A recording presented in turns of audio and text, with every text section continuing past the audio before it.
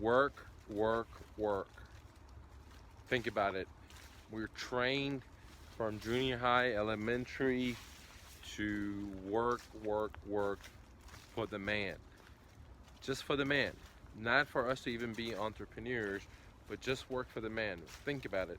We go to school, we learn the alphabet, we learn mathematics, science, whatever the sucker is, to get a degree, to just work for the man, to make money. And then we work to buy material things that are inferior, made in China, so big corporations can have bigger profits while we work for them and we get less money thanks to the printing of money through central bankers. So that said, the working class and the middle class are basically slaves to an idea that the elites control and manipulate the masses by a simple idea of fake money, fractional reserve lending, fiat idea, which in a sense robs every person from being their dreams, from being what they want to do in life, like hang out with their families or, learn art or make clay or make music or write a book or whatever interests them to their heart. Not everyone, if not majority of people, are just working to pay a debt. It doesn't matter if you're a doctor, or if you're an attorney, or if you're an entrepreneur. The whole thing now is let me pay my debts off because it's so expensive. Doesn't matter where you're going. If you're going to just a regular college, or if you're going to a medical field, or if you're just gonna start a business. Okay, why is it so expensive? Okay, well, again, central bankers print so much money, but the problem is that we the people buy into this. I was one of those fools. Okay, I graduated college, I worked 7 days a week, I sacrificed most of my youth to build companies and make millions of dollars. And for what? So I can have growth and have more companies. And once that happened, then to have more rentals. And after that, to have more rentals, and so on. Not really understanding the meaning of life. And so today we have a system controlled by the elites, the Fed. They print out money out of thin air, but they want everyone to work for it. So me, you, your family, your cousin, your grandparents, your pa, your mom. Um, if you have these individuals, they have to work for it. They have to go sweat for it, or they had to go get a degree for it to make that money. Meanwhile, the bankers, right, are printing this money out of the printing press, and they are not exchanging their sweat equity.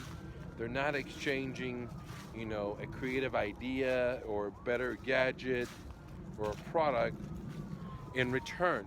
And meanwhile, they're able to scoop up all the riches and float them up the river to their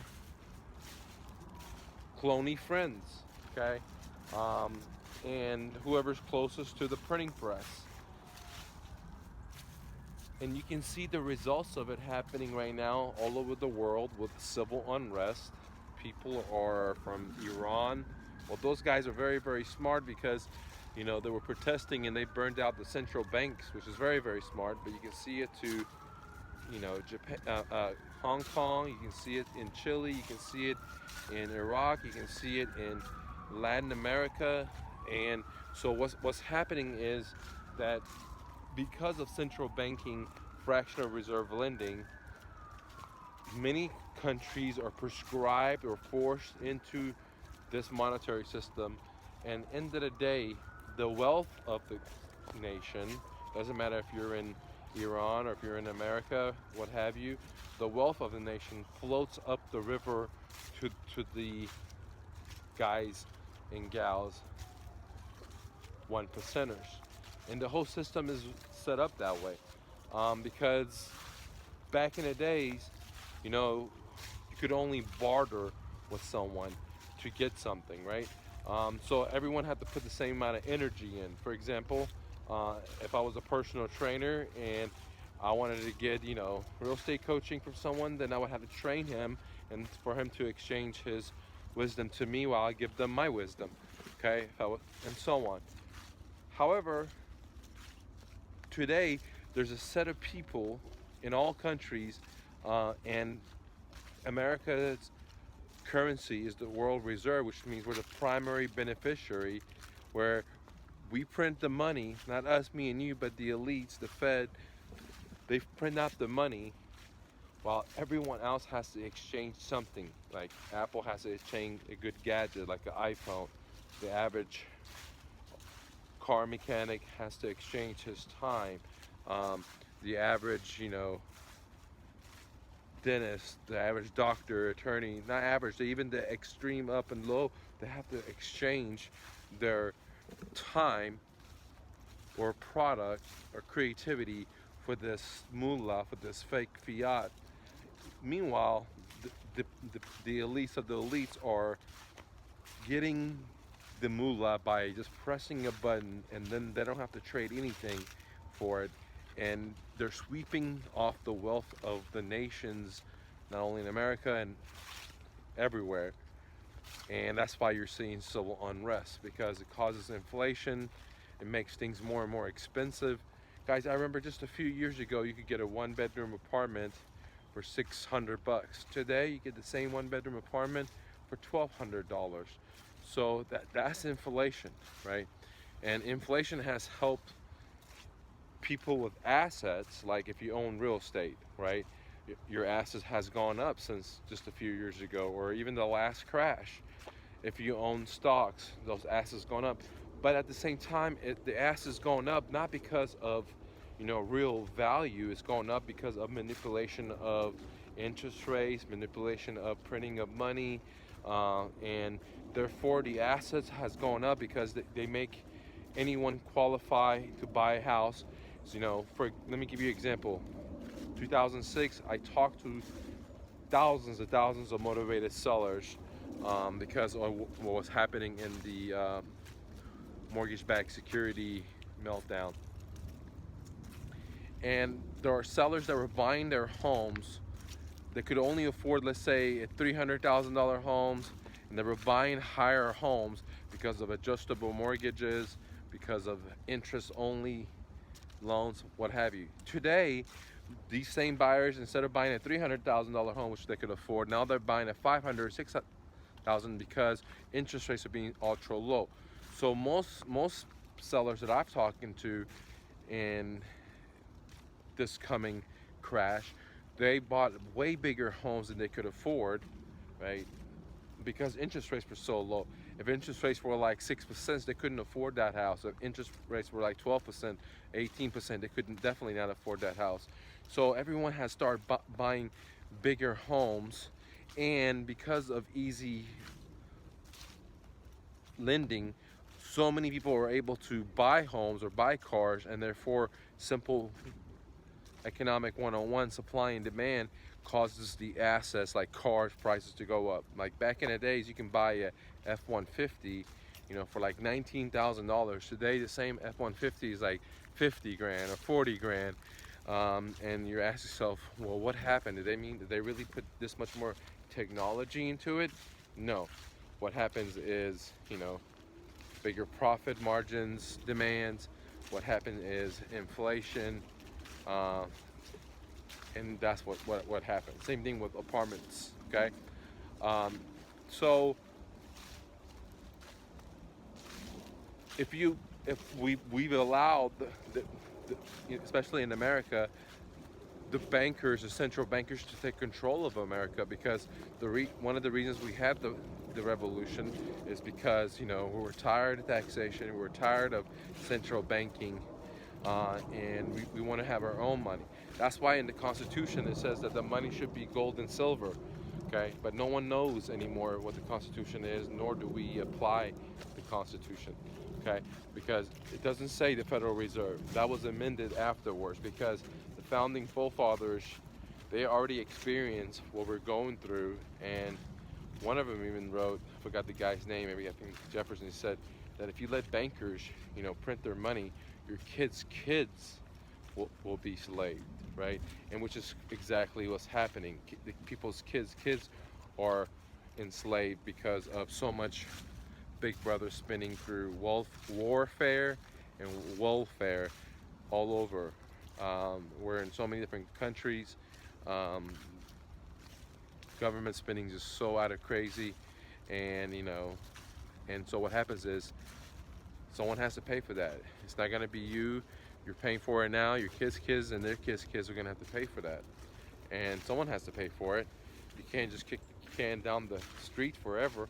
Um, and there might be a reset, a different way of doing things like Bitcoin, which I'm a fan of, or maybe gold standard, which I'm a fan of, versus endless printing of money, which causes surplus spending, where not only do we see government in debt, we see cities in debt, we see corporations. Like I brought to you guys, there's a couple of home builders right now, they're growing on the stock market, but for every dollar they bring in, they have to borrow $5.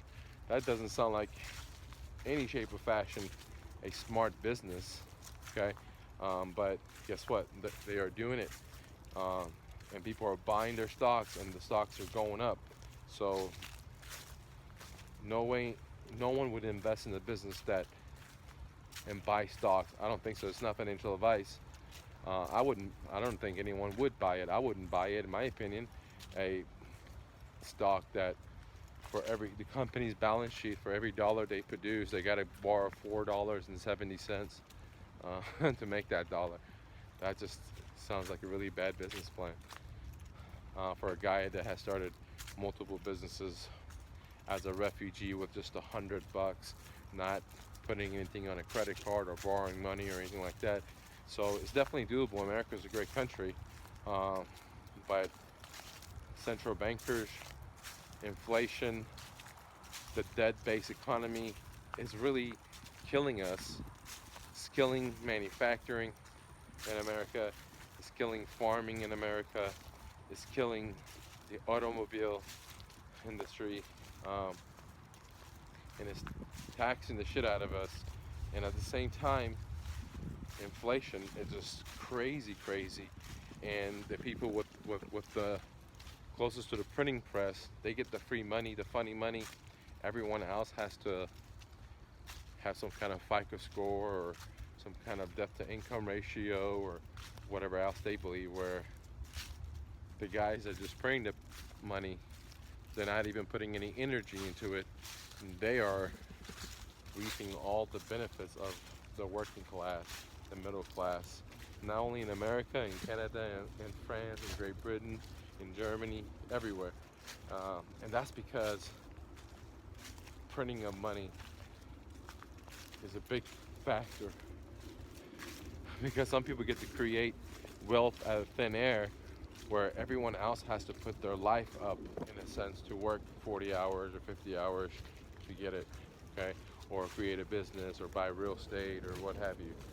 Now, this is not a doom and gloom. There's a great opportunity coming, and it's already here, in my opinion, not financial advice. And that, for example, real estate prices are coming down.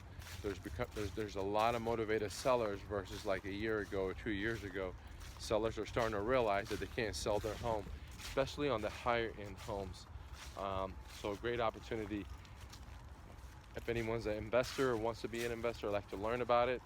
If you're interested of learning about it, then you might consider downloading all my best-selling courses for just a little money a month.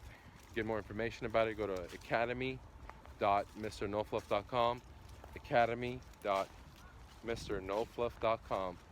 And if you want hand-holding, you want to get your questions answered, and you have your money right, then you should join my profit sharing coaching. Uh, we meet every Saturday right from your computer. You can go to profitsharing.mrnofluff.com, profitsharing.mrnofluff.com. All right, guys, click the like button. Let me know what state you're in, and if you own any Bitcoin. Peace.